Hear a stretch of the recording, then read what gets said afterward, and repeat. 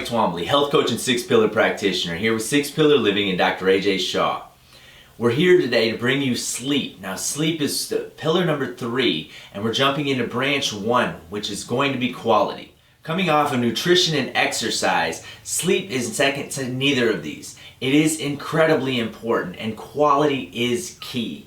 Now, we're stepping into this knowing that such things as insomnia, which is a disorder, sleep apnea, which is characterized by snoring and these types of obstructive breathing patterns, is very, very common, and it is something that may be a part of the problem. So with that being said, if you are experiencing such things as discomfort at night, inability to fall asleep, inability to stay asleep, and having a nice restful sleep, then having a sleep study is something that Dr. Shah and I would certainly recommend you going ahead and having to ensure that there is not a medical issue that is underlying causing this sleep disturbance each of your nights. If, however, it is something that you suspect there are some lifestyle issues here, this is certainly an area in which you can definitely help so many things with regards to having an unrested night with your lifestyle. We're going to talk about some of those things, and of course quality is key, as I said before, and with that we're going to start talking about the things that we can do to ensure that our sleep is restful and of the highest quality possible. Now, there are 3 areas of our life that certainly impact and can be separated in such a way that can help you to start to compartmentalize what part of your life may very well be the primary source or cause of your not being able to have a restful quality sleep at night. We have our morning, first thing when we get up in the morning, first hour to 3 hours, we have our daytime period, and then we have our sleep, which essentially is going to be the last 3 hours of our sleep. Certainly cutting it down to the last hour of our sleep is going to be imperative for us to be able to ensure that we're getting into a deep restful sleep as quickly as possible, and then being able to stay in a rested state for the majority of our night. Now, with that being said, the big question many times is going to be, how do I cut it down? How do I hack my sleep? How can I go ahead and make this so that I can be the Steve Jobs or an Elon Musk? How can I only sleep 4 hours a night and still achieve grand things in this world? And the answer is, you can't. Simply said, even these people would benefit from having a full 7 to 8 hours of sleep every single night. Can they get by on less sleep? Some people can. They can just make it happen, but some people are LeBron James and they're born with a gift to play basketball. Some people are Serena Williams and a gift to be a professional tennis player. I myself am not LeBron James. I myself am not Serena Williams. I am, however, in the same group as you, most likely, and that the 7 to 8 hours is the only way that I can get the best possible life that I can have here in quality as well as quantity and longevity. That being said, we have a great number of things that can be helped along with the quality of our sleep and ensuring that we are getting the optimum time in bed. Now, this can help with PTSD, this can help with fibromyalgia, this can help with chronic pain, this can help with even depression. This is something that you may be just a normal person walking around with none of these, or you may be someone experiencing things like this that are going on in your life and not know where it's coming from. And it's very, very possible, even probable, it's coming from a low quality sleep of 8 hours of your night. Now remember, this is 1/3 of your life, so the investment is well worth it. So let's jump into this and start to break this down a little bit, open up a few key tips to be able to ensure that your sleep is of the highest quality and your day supports that from the time we wake up to the time we go to bed. The first thing that you can do is to get up earlier. Now, everyone's going to say, wow, I just did not expect that one. That's out of left field. Just like get up earlier, that means that I'm getting less sleep, doesn't it, Mike? And absolutely, it does. It means that we're pulling from the morning. However, what it does to support getting to sleep at night is it ensures that your body, when you do lay your head down to rest at night, is sufficiently tired and sufficiently coming to peace with the idea of closing your eyes and getting a quality rest so that you're able to get through the stages of sleep, which let's go over those right now. Stage 1 is going to be a very light sleep. Stage 2 is going to be a moderate sleep, something that we're coming in, we're starting to transition, we're starting to move into sleep period. Stage 3 is going to be a little bit more restful. We're starting getting to deep sleep. That's a very high quality sleep. And then step 4, moving beyond, is into REM sleep. So stages 1 through 3 are actually going to be non-REM, which is rapid eye movement, and stage 4, moving into the REM, is going to be rapid eye movement sleep, which is where your dreams are going to come from, which is a very deep and restorative sleep, one in which we're getting rid of old cells, we're getting rid of old and washing the day clean so that we can wake up fresh and feeling our best. Now the cycle pattern is going to go through that pattern where you're going to go through 1, 2, 3, 4 at different levels throughout the night, and they're about 90 minutes of this cycle. So this cycle repeats 4 to 5 times every single night for all of us, as long as you're getting the full 7 to 8 hours. If you're not, then it cuts it short, and that's why we don't have the quality sleep. That's why we wake up without the quality and without us feeling restored, rested, and ready to attack our day and go after our goals and feel our very best. The second thing that you can do is to exercise. Now, one thing you're going to say is, Mike, I'm not a morning person. I can't do it. And I totally understand. I get that, and it is something that is tough and it is challenging. However, the studies that have been done, even most recent studies that have been done, have been compiling the evidence that when they separate groups and they put groups into, say, a 7 a.m. specifically, a 2 p.m. specifically, and a 7 p.m. specifically, where they exercise at these 3 points in the day. One group at 7 a.m., the second group at 2 p.m., and the third group consistently for 30 days at 7 p.m.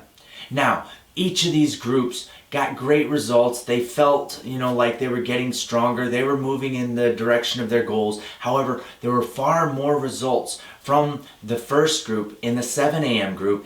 And when they looked at sleep, it was a huge difference between the 3 groups. The first being the 7 a.m., getting into their stage 3 and getting the REM sleep, high quality sleep that we would like to have and we would seek to be pursuing if we wanted the highest quality of sleep in our lives. While the second and third, the 2 p.m. and the 7 p.m., were not reaching their stage 3 in REM nearly to the degree that the 7 a.m. was. So take into consideration what an early workout could do for you and see if your schedule allows for it. And if not, just jump into 5 or 10 minutes of quick interval training in the morning, something quick, something Tabata training is a great way to do this, something interval where you're just doing 1-minute intervals, or even jump on the treadmill 5 or 10 minutes before you leave for work, before you start getting ready for work, whatever it fits into your schedule, but try your very best to get your workout in, and if you can get it in early, even better. Now the next one is going to refer to our midday choices. Now, first we're going to be looking at naps.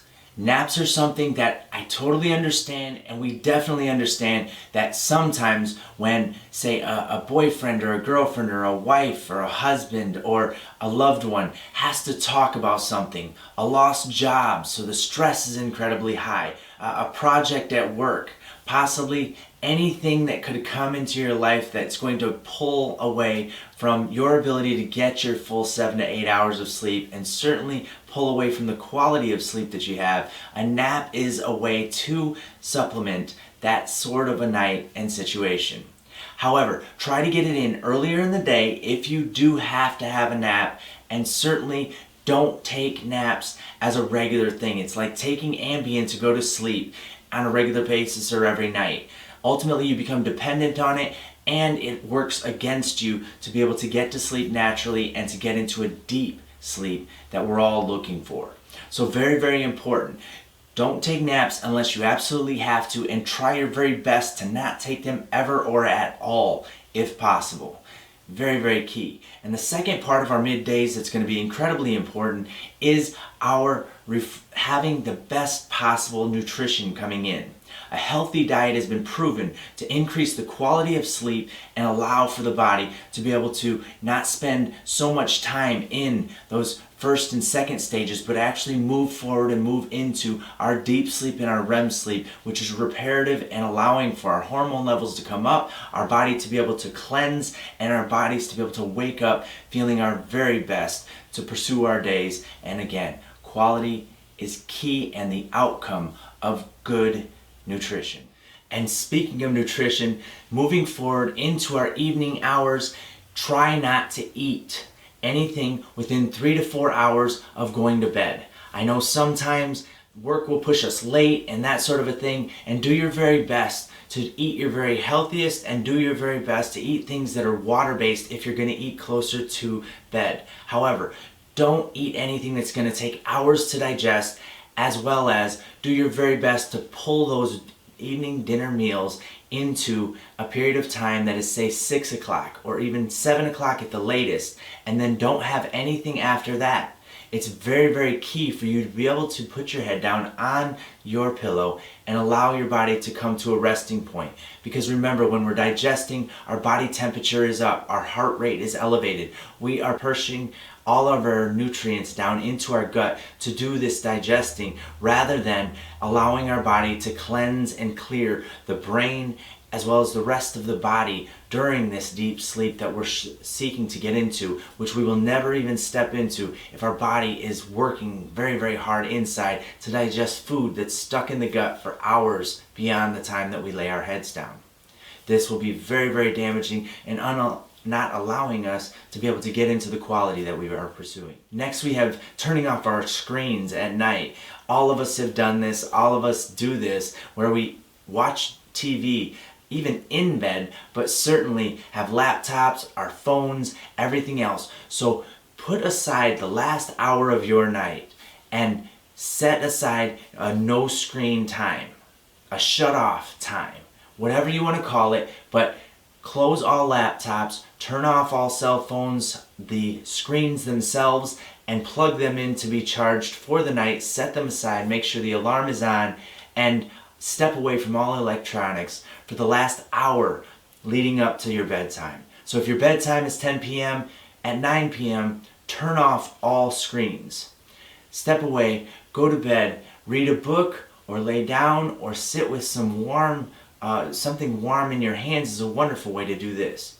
Something I actually enjoy is a little bit of cocoa and cinnamon into hot water. This is something that I just heated up in a tea kettle, and I pour it in, and then I mix these together, and it is something that just sipping on something and holding something warm is a wonderful way to sit back and rest and fall asleep in a very calm state. Set the cup aside and it will put you to sleep like a baby. Your quality will be through the roof, and when you wake up, you will wake up fully rested. And finally, we all know that stress can keep us awake. Stress from the job, stress from our relationships, stress from any number of things, but our day is full of stresses. Could be the Facebook post that your ex just put up on and you are just steaming hot about this. We have to have a way to decompress. We have to have a way to relax and let go. So meditation is a key thing to be able to start to bring into our lives. If it's a breathing exercise or meditation, guided or otherwise, it's a great thing to participate in and to bring into your life, especially in those later hours that you're stepping into your sleep. Getting into a calm, restful state, mentally and emotionally, is going to be key for you to be able to step into sleep, and for your sleep pattern to be able to begin into stage 1, 2, 3, and quickly move into that deep sleep in 3 and REM sleep in 4, to get you there as quickly as possible and keep you in those rested states as much as possible throughout your night. So Dr. Shah and I would love to see this for you. If you have any questions, feel free, don't hesitate. We would love to answer all of your questions. However, quality is key, and this is what we would love for you. A calm, rested, and full quality of sleep each night. We look forward to serving you, and we cannot wait to have the opportunity to speak with you about how much this is changing your life. You have a great day, and you have a very high quality and rested sleep.